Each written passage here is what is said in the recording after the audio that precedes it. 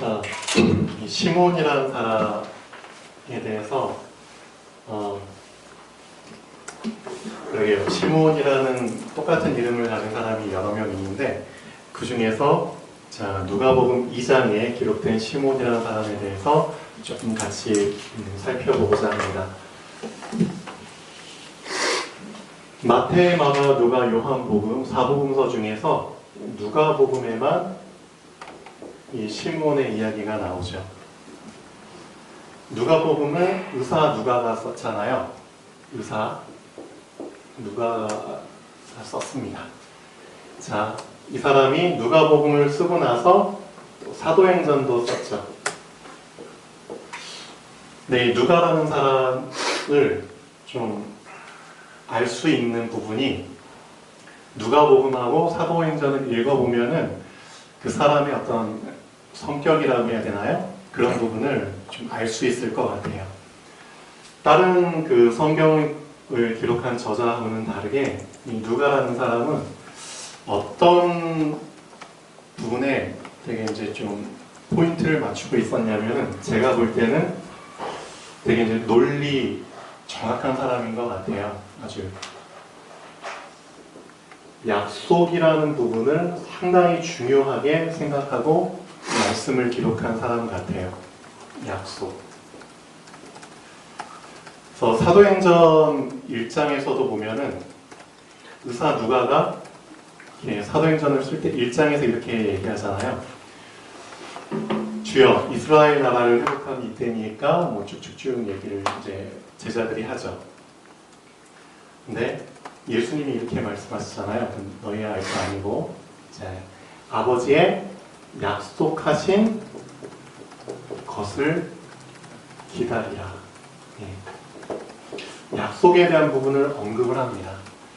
그러니까 약속하지 않은 거 붙잡고 고생하지 말고 약속하신 것을 붙잡고 기다려라.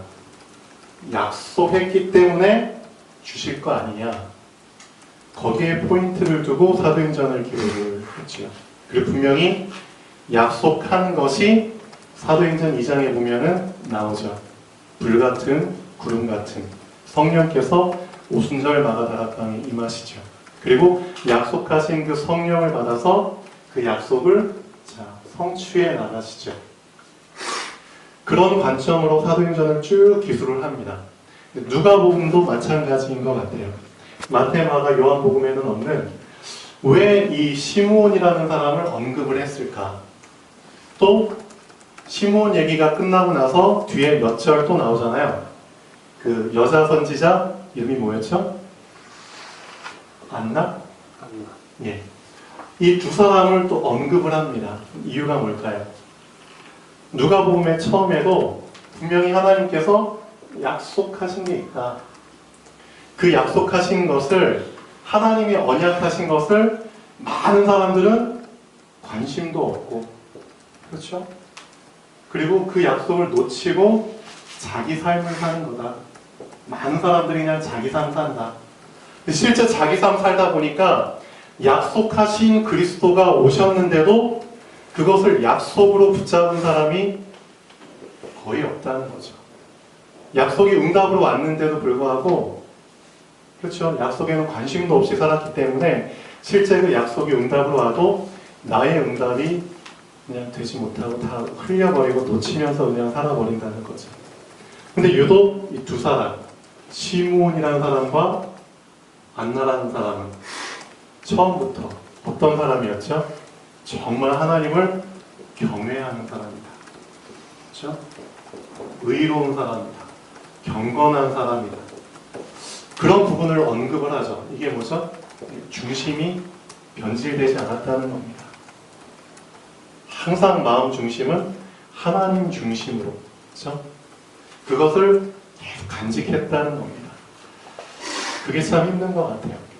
저도 이번 일주일 동안 연휴를 지내면서 참 많은 생각을 했습니다.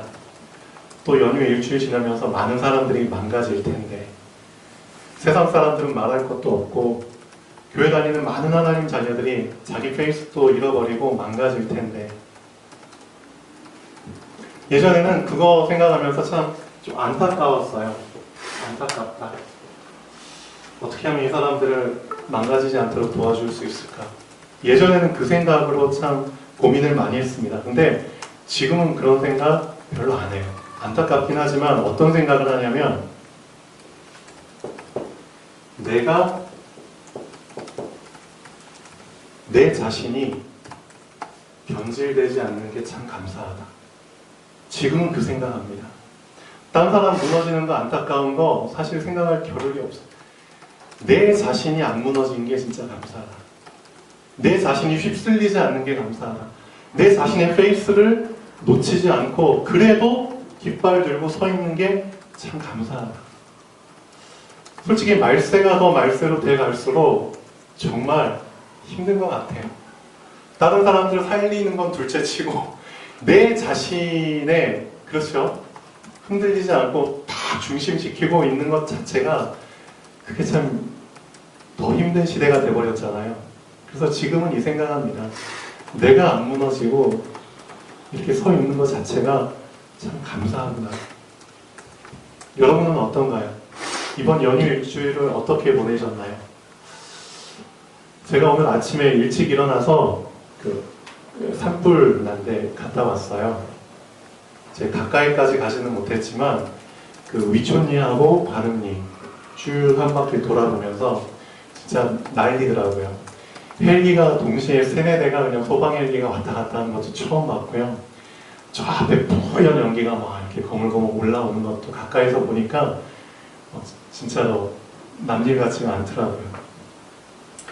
그리고 이제 마을을 이제 한 바퀴 쭉 돌아보는데 그 산이 언덕이 새카맣게 타가지고 그렇게 함께 변한 그런 것도 여러 군데 봤고요. 그 앞에 집들이 여러 채가 있는데 참 재미난 걸 봤습니다. 여기 한 집은 새카맣게 타가지고 전소돼가지고 다 무너졌어요. 근데 옆에 있는 집은 멀쩡해요. 제가 이제 유심히 보니까 이 차이더라고요. 그러니까 이제 옛날 집들 대부분이 좀 날림식으로 지은 집이잖아요. 그러니까 좀 튼튼하지 않게 좀 날림식으로. 그런 집은 그 불길의 영향에서 그렇죠? 못 벗어나고 확 타가지고 형체도 없이 무너졌는데 옆에 지은 지 얼마 안 되는 그 벽돌로 지은 건가요? 조적식인가? 그걸로 지은 집은 진짜 멀쩡하게 있더라고요. 바로 옆에 붙어 있는데도 여기 있는 집은 새까맣게 타서 없어지고 여기 있는 집은 멀쩡하고 그런 것들도 제가 보면서 참 여러 가지 생각을 했습니다. 진짜 하나님께서 성경에 보면은 나중에 너희들의 공력이 불로 나타날 텐데, 그렇죠? 불로 태웠을 때 내가 지은 집이 어떤 재료로 지었느냐에 따라서, 그렇죠? 그 공력이 다 나타난다고 하잖아요. 그 풀이나 집 같은 걸로 지은 집, 나무로 지은 집들은 이제 다 불에 타서 없어지는데, 그렇죠? 불에 타지 않을 걸로 지은 집은 나중에, 그렇죠? 다 멀쩡하게 견딘다는 그런 말씀들을 우리가 알고 있죠. 지금 우리가 이 세상에 살고 있지만 사실상 많은 하나님의 자녀들이 하나님 나라를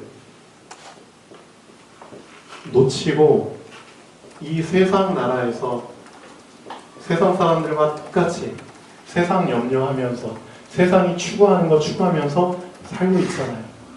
정작 하나님 나라를 위해서 살아야 될 하나님의 백성들이 놓쳐버린 거예요. 뭔가 집은 지어야 되는데 그렇죠? 어설픈 재료로 집을 짓고 있다는 거죠. 분명히 한 사람도 빠짐없이 하나님의 백성들 다 공력을 시험할 테스트할 날이 올 텐데 그때 멀쩡하게 감수할 수 있는 사람 몇 명이나 될까? 그 생각을 좀 해봤습니다. 그래서 이렇게 연휴도 심심치 않게 앞으로 계속 더 올 텐데 그리고 많은 사람들이 지금 내일 모레 당장 이 세상 임금 뽑는 날이잖아요. 대통령. 거기에 좀 정신이 다 쏠려 있는데 정작 온 우주의 만물의 주인 되신 하나님께는 관심이 없고 그래서 대통령 선거 거기에 쏙 관심 뺏겨버리고 정말 문제다. 그래서 나라도 이 세상 나라에 살고 있지만 똑같이 살고 있지만 하나님 나라를 얼마나 내가 놓치지 않고 병행하면서 살고 있는가, 이 부분을 좀 많이 생각을 하게 됐습니다. 그래서 이따가 우리 랩런트들 데리고 괜찮으면 한번 진짜 산불 지금 한참 난리지만 거기 한번 좀 안전하게 좀 보여주고 싶어요. 들고 가서. 그래서 우리 랩런트들한테 그래도 간간히 하던 얘기 있잖아요. 아기 돼지 삼형제. 그렇죠? 그 우화를 알고 있잖아요. 아이들도. 실제 너희들이 복음과 학업과 삶을 제대로 준비해야 될 시간표에 제대로 준비 못하면, 그렇죠? 이렇게 다 타서 없어지는 거다. 견고하게 지은 집은 불이 지나갔는데도 저렇게 멀쩡하게 견딘 거 봐라. 실제 보면은 참 좋을 것 같기도 합니다. 어찌됐든, 자, 약속이라는 부분에 포인트를 맞춰서 오늘은 말씀을 좀 드리고자 합니다. 네, 먼저 서론 한번 잠깐 보시죠. 서론의 그 아브라함, 이삭, 야곱, 요셉에 대해서 좀 한 가지 짚고 넘어가야 될 것 같습니다. 분명 우리 자신이 바뀌어야 되잖아요. 변해야 됩니다. 하나님께서는 우리가 변하기를 원하시죠. 그리고 2017년도에 하나님 우리한테 주신 메시지도 이겁니다. 제2의 RUTC 운동을 위해서 정말 내 자신, 하나님이 주신 내 자신을 발견해라. 그래서 지금까지 껍데기 된 나를 바꿔라, 벗어라, 거기서 빠져나와라. 그런 메시지가 나오고 있잖아요. 결국은 변화라는 건데, 자, 이 변화라는 그 말을 아브라함, 이삭, 야곱, 요셉을 통해서 좀 더 깊이 좀 알아야 될 필요가 있을 것 같습니다. 하나님이 왜 4대에 걸쳐서, 한 가문 4대에 걸쳐서 이런 일들을 벌리셨을까요? 곰곰이 한번 생각을 해보셔야 됩니다. 한 사람이 어느 정도까지 바뀔 수 있을까요? 한 사람이. 정말 바뀌는 건 이제 시작! 땅! 했을 때 그 처음부터 이제 바뀌는 이제 그 삶을 갔을 때 어느 정도까지 바뀔 수 있을까요? 그걸 한번 좀 생각을 해봤으면 좋겠어요. 우리는 내 자신은 잘 안 바뀌면서 남들이 바뀌기를 원하잖아요. 그렇죠? 내 눈에 막 거슬리는 부분들이 보여요. 그러면은 정말 빨리 바뀌면 좋겠잖아요. 근데 그게 그 사람 입장에서는 진짜 바뀌기 힘든 부분들이 많아요. 그렇지만 바뀌어야겠죠. 함께 사는 삶이니까. 근데 하나님께서는 어떻게 바꿔가셨느냐? 첫 번째, 첫 스타트 아브라함을 통해서. 아브라함은 완전 불신자적인 삶을 살고 있던 사람이죠. 쉽게 말하면은 하나님의 언약 밖에서 살았던 사람입니다. 언약 밖에서. 쉽게 말하면 요즘 불신자들이죠. 그 불신자의 삶의 체질이 그대로 자기 걸로 된 사람. 그렇죠? 그런 사람, 언약 밖에 살고 있던 사람을 하나님이 언약 안으로 집어넣으셨죠. 그럼 이 사람은 어디까지 바뀌는 게 대단한 걸까요? 어디까지 바뀌는 게? 실제 아브라함의 삶을 우리가 쭉 성경을 통해서 봤잖아요. 창세기 12장부터 쭉 보면은. 그때 여러 가지 참 사건들을 많이 겪습니다. 겪으면서 내린 결론은 그겁니다. 아브라함의 마음의 보좌에 사실 자기 자신이 앉아 있잖아요. 그렇죠? 대부분의 불신자들은, 그렇죠? 내 중심적인 삶을 살잖아요. 아브라함도 마찬가지라는 거죠. 이런 삶을 살던 아브라함에게 언약이 딱 들어온 겁니다. 그럼 어떤 싸움이 일어나죠? 내 마음의 자리에 내가 앉아 있어야 되느냐, 언약이 앉아 있어야 되느냐. 그러니까 쉽게 말하면 자리 싸움이라는 거죠. 자리 싸움이 1, 2년으로 끝날 것 같습니까? 아닙니다. 수십 년 걸쳐서 이 자리 싸움을 계속하는 겁니다. 수십 년 걸쳐서. 이거 하나 바뀌는 것도 시간이 엄청 걸리는 겁니다. 자, 그래서 아브라함은 언약 밖에서 언약 안으로, 내 마음속에 계속되는 세상과 언약의 자리 싸움. 그 자리 싸움을 통해서 결국은 누가 승리하죠? 언약이 승리합니다. 그래서 언약이 아브라함의 마음에 딱 자리를 잡았어요. 그리고 나서 그 바톤을 누가 이어갔느냐? 두 번째, 이삭이 이어갔죠. 아들. 자, 이삭은 그러면은 어쨌든 자리 잡은 상태에서 이제 태어난 거죠.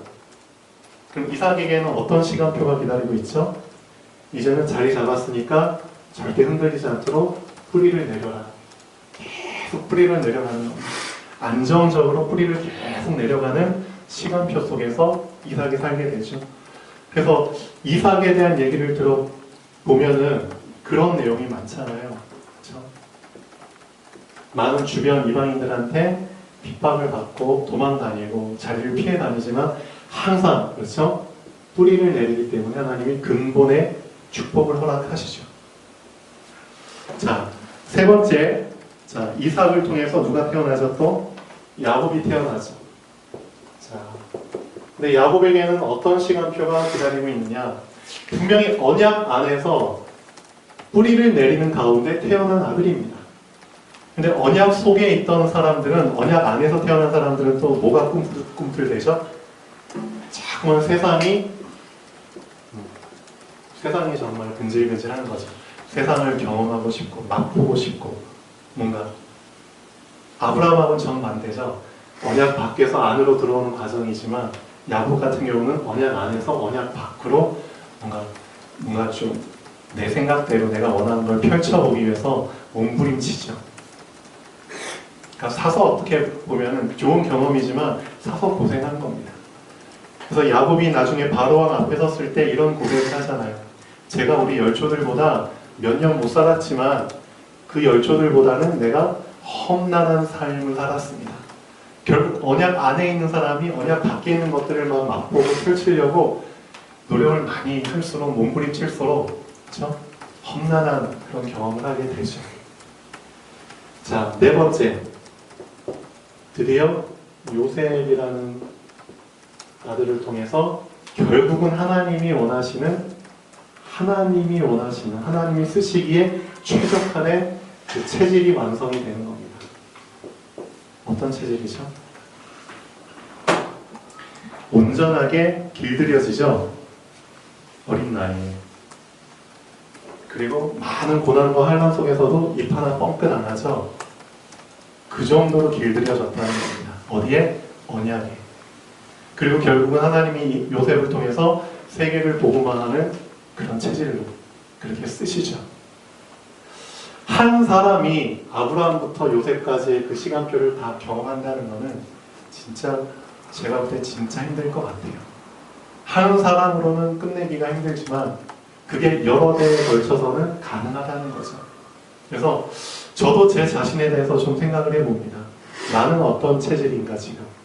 나는 지금 이 4대에 걸쳐서 하나님이 이루시는 온전한 세계 복음화를 위한 그 길들여진 그 체질 속에서 나는 어느 정도의 지금 시간표 속에 있는가? 그렇다면 내 아들 이주아라는 지금 아들 렘넌트는 어떤 시간표를 바톤을 이어서 가게 되는가? 그런 부분을 좀 생각을 하게 됩니다.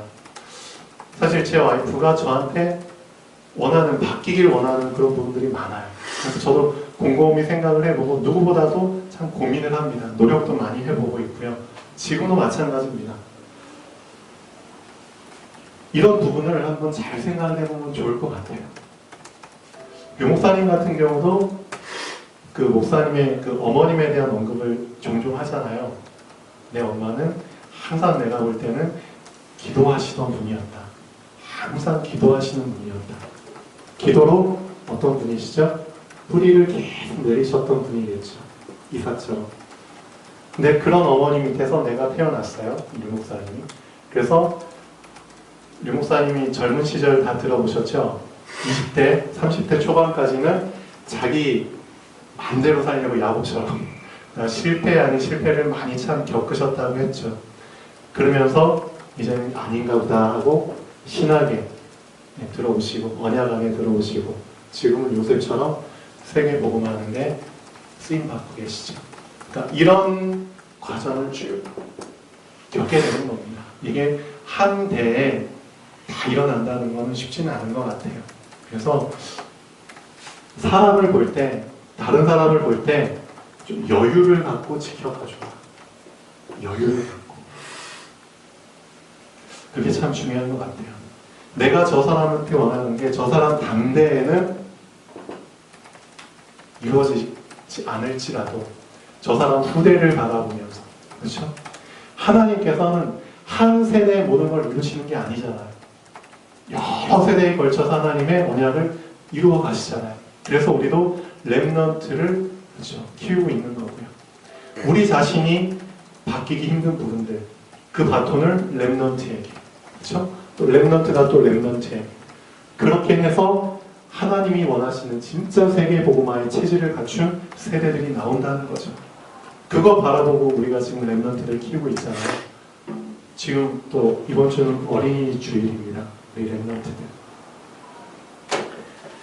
자, 어찌됐든 하나님께서는 4대에 걸쳐서 하나님 나라의 최적화된 인격을 완성해 가신다는 것, 그 안에 지금 우리가 있다는 것, 그리고 우리가 바뀌는 만큼 분명히 우리 후대들은 더 바뀐 상태에서 인도받을 수 있다는 것, 그거를 명심하면 좋겠습니다.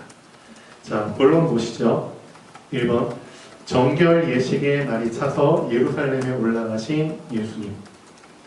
자, 레위기서 12장 2절에서 6절까지 보면은, 그렇죠, 아이를 낳았어요. 근데 남자아이를 낳았어요. 그러면은, 자, 정결하게 되는 기간까지는 부정하다고 말씀을 하십니다. 그래서 그 정결하게 될 때까지 기다렸다가, 그 다음에 이제 정결 예식의 날이 차서 예수님을 데리고 성전에 올라가죠. 자, 왜 올라가느냐? 성전에 왜 가야 되느냐? 출애굽기 13장 2절에 보면은 이런 말씀이 있죠. 처음 난 모든 것은 다 누구 것이다? 하나님의 것이다. 왜 하나님이 이런 규칙을 정하셨을까요? 뭐 놓치지 말라고? 그렇죠. 너의 근본을 놓치지 말아라. 너는 내 거다. 그렇죠. 근본 놓치지 말라고. 우선 순서가 있다. 우선 순위 놓치지 말라고. 이 순서 놓치면 다 놓치는 거다. 순서 놓치는 그 순간 너는 하나님이 아닌 우상을 섬기는 거다. 우상 섬겼을 때는 너뿐만 아니라 너 후손들한테까지도 3, 4대까지 문제가 올 수밖에 없다. 당연하죠. 그래서 우선 순서 바뀌지 말라고. 그것을 명심하라고 하나님께서 말씀하셨죠. 처음 난 모든 것은 다 하나님의 것이다. 하나님께 돌려라. 너의 근본을 놓치지 말아라. 하나님이 우선이다. 그래서 그거 지키려고 예루살렘에 올라가죠. 근데 예루살렘에 어떤 한 사람이 살고 있었다는 겁니다. 시몬이라는 한 사람. 이 사람에 대해서 누가는 이렇게 기록을 하죠. 의롭다, 경건하다. 그런 사람이라는 거죠. 이스라엘의 위로를 기다리는 자다. 이스라엘이 지금 어떤 어려움 속에 있는지를 알고 있는 사람이라는 거죠. 영적으로 봤을 때. 그렇죠? 육신적으로 봤을 때는 로마의 압제 속에 있지만 그걸 떠나서 실제 영적으로 봤을 때 정말 메시아, 영적 문제를 해결해 줄 이스라엘의 위로를 알고 있는 자, 그렇죠? 영적인 눈이 열린 자입니다. 그리고 참 재미있는 표현이 있죠. 성령께서 아직 임하시지도 않았지만 성령이 그 위에 계시는 자. 너무 멋있는 표현이죠. 성령이 그 위에 계시는 자. 또 한술 더 떠서 성령께서 이런 약속까지 주시죠. 주의 그리스도를 보기 전에는 절대 죽지 아니하리라는 약속까지 받은 자. 분명히 메시아가 올 날이 멀지 않았고요. 분명히 온다는 약속을 사실상 다 성경 기록이 돼 있고요. 그렇죠? 성경을 알고 있는 사람들은 다 그 약속을 붙잡는 게 당연하잖아요. 그렇지만 시간이 지나면서 다 놓쳐버린 겁니다. 그렇죠?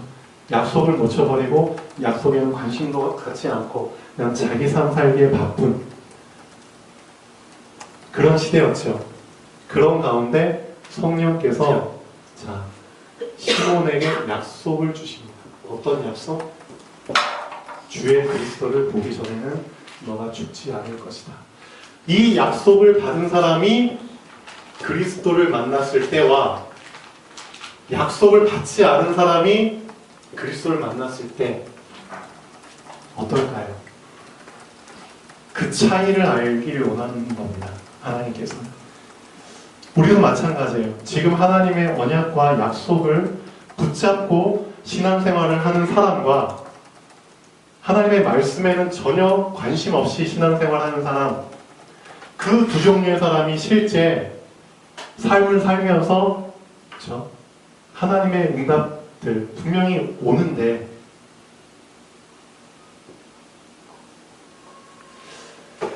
약속에 응답에 관심 있는 사람들은 진짜 그 응답이 실생활 속에 왔을 때 놓치지 않겠죠. 응답으로 볼 수 있는 눈이 있겠죠.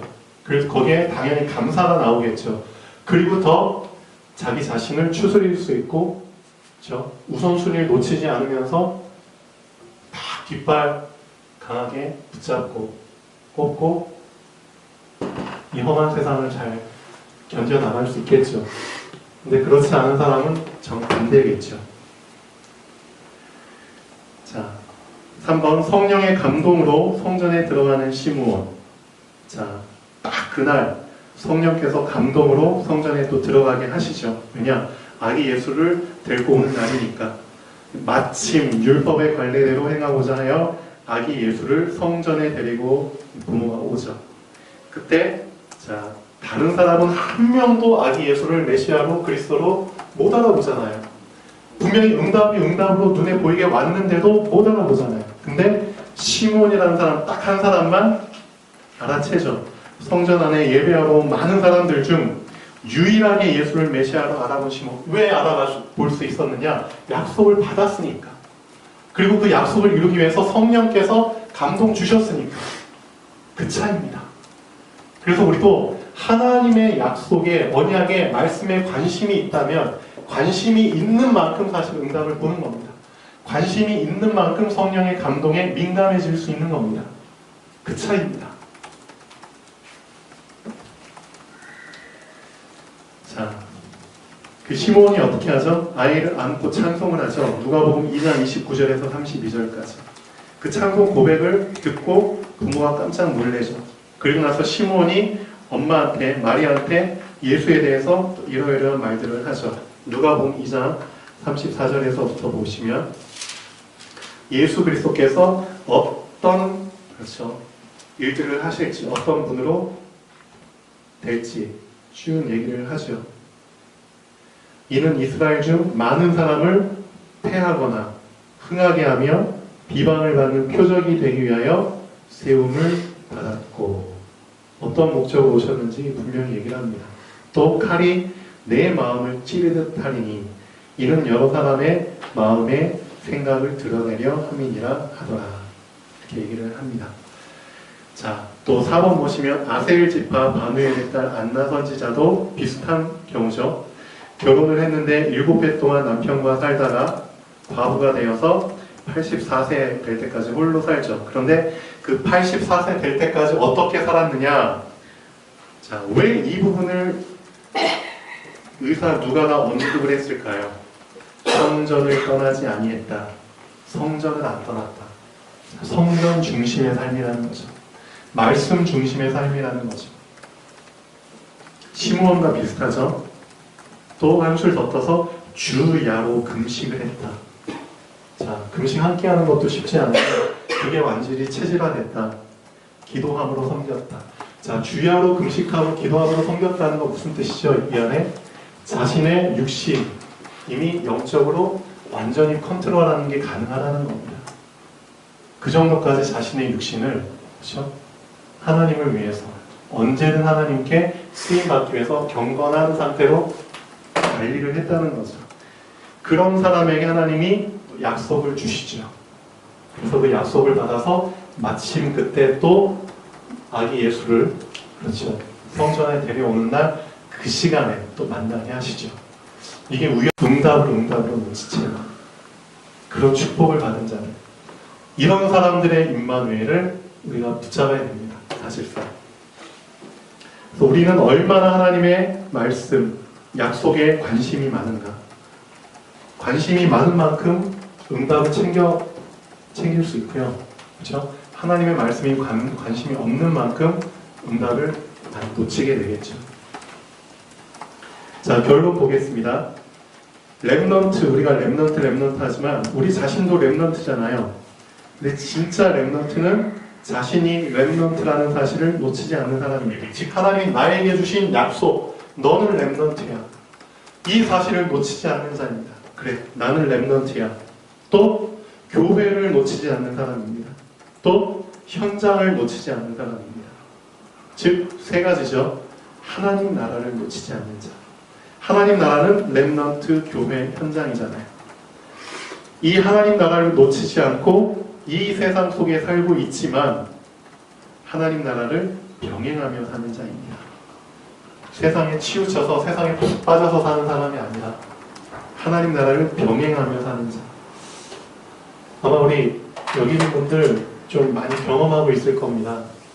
실제 이 세상 속에서 세상 사람들이 사는 것처럼 살면서 하나님 나라를 놓치지 않는 게 얼마나 이게 만만치 않은 건지 아마 지금 요즘 많이 느끼고 있을 겁니다.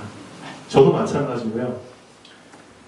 사실상 딴 데 신경 쓸 건 너무 많지만 감사하죠. 그래도 하나님께서는 저에게 어릴 때부터 렘넌트 영향을 주셨고 어찌된 게 그래도 감사하게도 하나님 나라 우선순위로 살 수 있도록 저를 그런 체질로 만들어 주셨고 그러니까 제 생업 유지하면서도 항상 제 마음속에는 렘넌트, 교회, 현장 이 세 가지가 떠나지 않았고 힘든 가운데서도 이걸 우선순위로 지금 계속 살고 있습니다.